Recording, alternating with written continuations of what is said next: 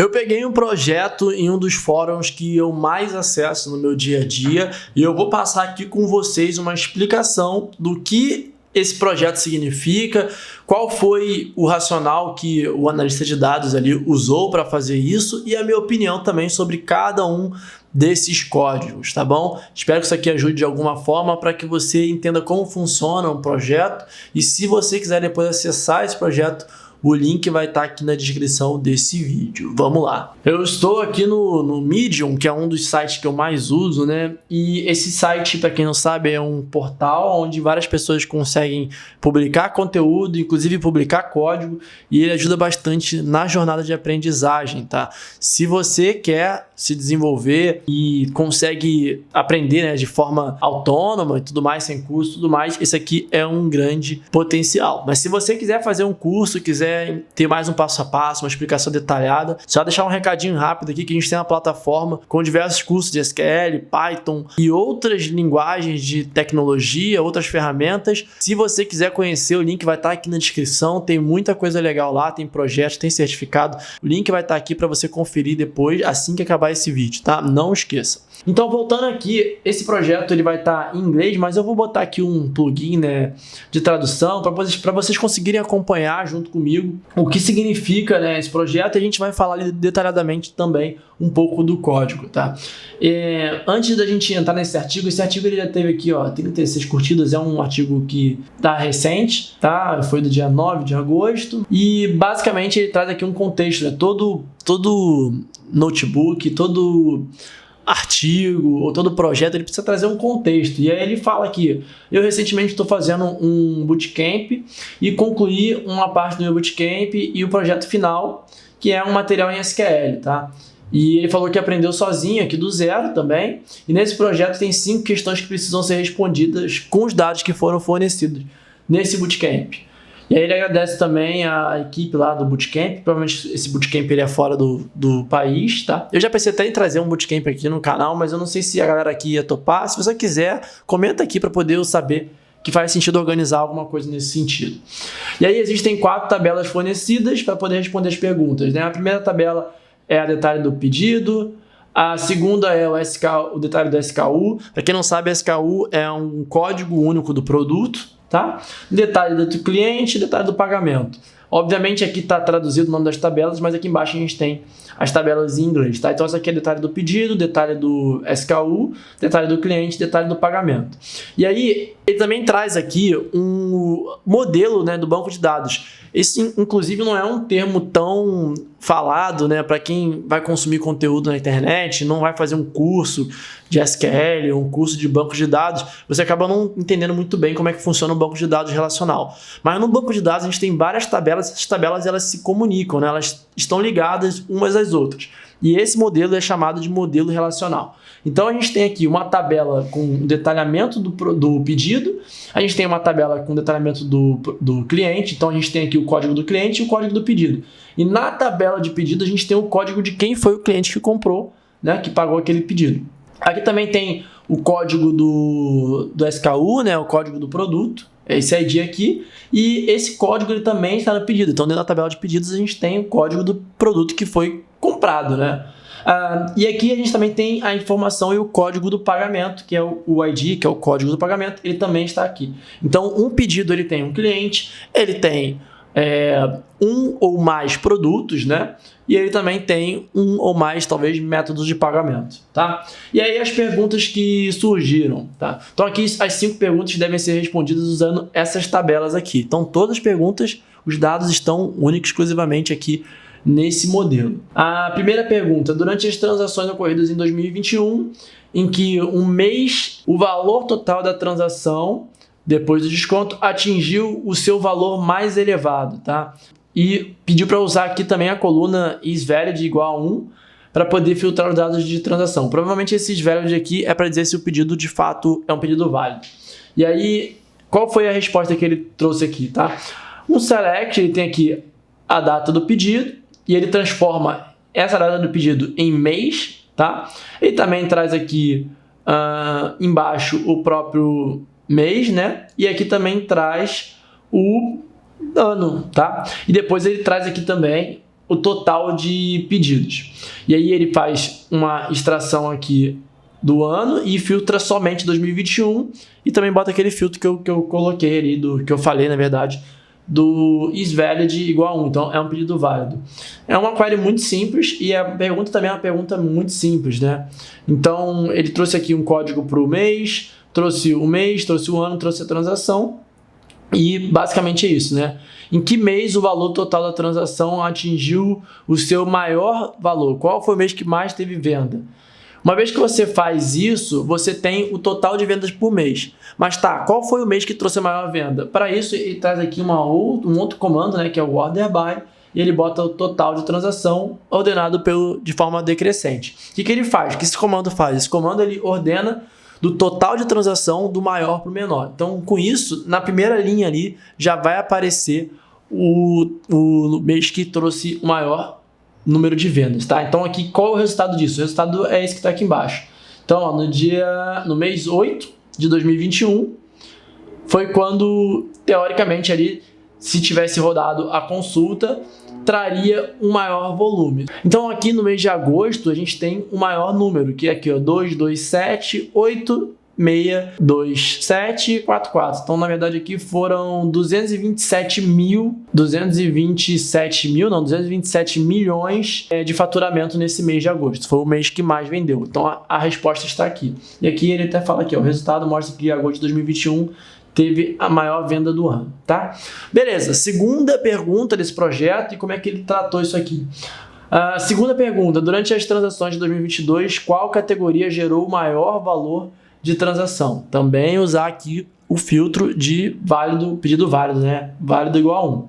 E aí ele trouxe aqui o mesmo select, né? O select, a data do pedido, só que ele formata aqui o ano, então isso aqui é só o ano. Ele traz aqui a categoria, mas reparem que na tabela de pedidos, a categoria ela não está aqui, ela está aqui dentro da tabela SKU detalhes, né? Detalhes do SKU, detalhes do produto.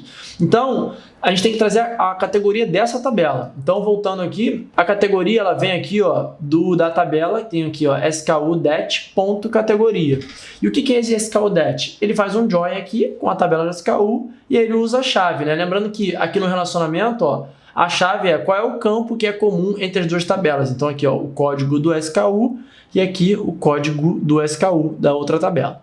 Então, ele faz esse relacionamento. E aí, ele filtra o status válido e também filtra aqui o ano de 2022. No mesmo jeito aqui também acaba ordenando de forma decrescente, tá? Então é o maior número de vendas, né, por categoria de 2022, tá?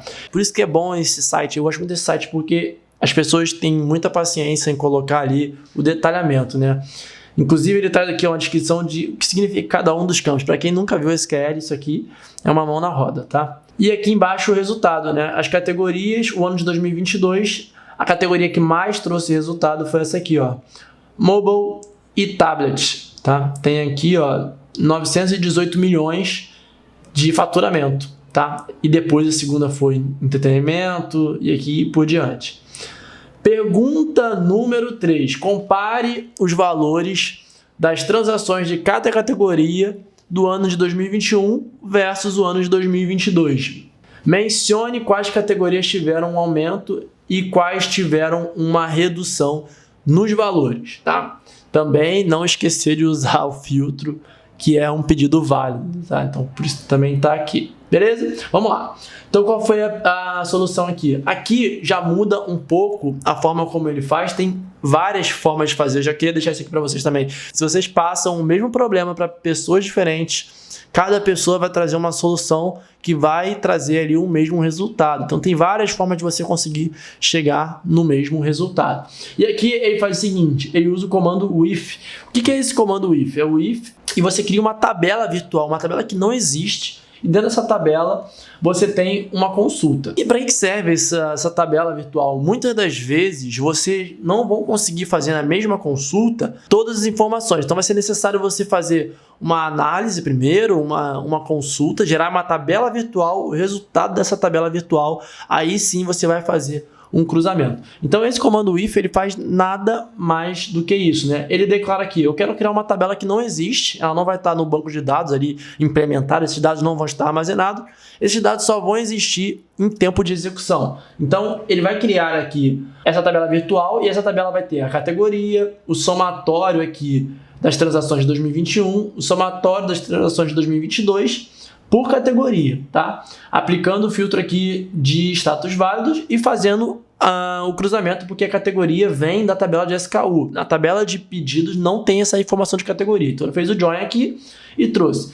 Dentro dessa consulta aqui, ele vai trazer o total 21, total 22 e a categoria, nada mais do que isso. Então, desse resultado, onde a gente tem o total da categoria de 2021 e 2022, agora eu preciso calcular e saber quais categorias que 2021 e 2022 ficaram maior, né? Cresceu em 2022 ou reduziu em 2022. E aí, para isso, eu preciso fazer uma outra consulta. Mas percebam que eu só vou conseguir fazer essa diferença de 2021 para 2022 depois que eu faço o meu cálculo do total, né, de receita das categorias. Eu só consigo fazer isso depois que eu calcular isso. Primeiro eu tenho que calcular o total para depois ver a diferença. E aí aqui embaixo ele faz exatamente isso, um select, que ele vai botar aqui todos os campos, né, por isso que tem um asterisco. Transações de 2022, que é essa coluna aqui que foi criada, uma coluna que não existe, né, é só virtual, menos o 21, e ele chama essa coluna de delta. E aí ele faz aqui um outro campo, ele cria um outro campo dizendo, caso 2022 seja maior do que 2021, então cresceu, se não, diminuiu. E ele cria aqui essa nova coluna. E aí, qual é o from que ele está usando? O from, ele não é a tabela original, que é lá a tabela de detalhamento do pedido ou não. O from, ele é a tabela virtual, que é a tabela que não existe, que é onde foi feito o cálculo. Então ele botou aqui, ó, final table, né, que é o nome que está aqui em cima, é o mesmo nome que vai estar aqui, tá? Uma vez que você faz isso, você consegue obter a resposta, tá? E aqui, esse aqui é o resultado, ó. A gente tem a categoria, a gente tem o total de 2021 e a gente tem o total de 2022, a diferença, né, entre um e outro, e um campo dizendo se ele cresceu ou diminuiu.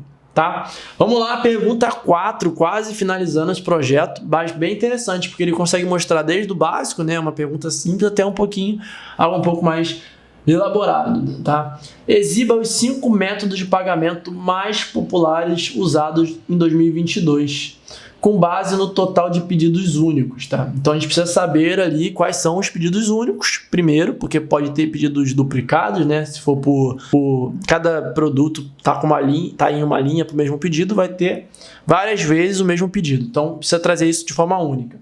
E aí ele bota aqui, o método de pagamento também é algo que não tem na tabela de pedidos, né? Para você só tem o código, né? Só tem o código aqui, mas o método de pagamento está na outra tabela. Então você precisa cruzar uma tabela com a outra para poder conseguir chegar no detalhe ali do método. E com isso, a gente tem esse cruzamento da tabela de pedidos com a tabela de pagamentos, a chave, né? Qual é o campo comum que está nas duas tabelas. Aí aqui em cima no select vai ter o método de pagamento, o ano, né? Então o ano é uma parte da coluna de data, a frequência que ele vai fazer uma quantidade, então ele vai contar quantos códigos de pedido a gente tem, né, nesse ano, e aí esse campo ele está chamando de frequência, tá? E aí depois ele aplica aqui um filtro de é válido, porque só quer os pedidos válidos, e também o filtro ali do ano de 2022. Com isso a gente tem aqui, ó, método de pagamento. Obviamente, como eu falei, isso aqui é um projeto internacional, então tem método de pagamento que eu não vou nem saber dizer o que é, mas por exemplo aqui, ó, EasyPay, Jazz Wallet, o ano, o método de pagamento e a quantidade de pedidos únicos, ou seja, sem duplicidade. Se o mesmo pedido tiver 2 vezes, só vai contabilizar uma vez. Tá bom? E por fim, a última pergunta é: classifique esses 5 produtos com base nos valores de transição. Samsung, Apple, Sony, Huawei, se eu acho que é assim que pronuncia, né? Lenovo, e também utiliza o filtro ali, tá? Primeiro, aí ele explica aí como é que ele faz, mas vamos ver diretamente aqui qual foi a solução. Então ele cria também uma tabela virtual e ele usa um comando case e ele faz uma tratativa aqui, tá? Caso o código do produto, aliás, o nome do produto, ele tem a palavra Samsung, então pode ser tablet Samsung, TV Samsung, qualquer aparelho, qualquer coisa que tenha a palavra Samsung, então ele é Samsung. Se não, caso ele tenha Apple, iPhone, MacBook, então ele chama de Apple.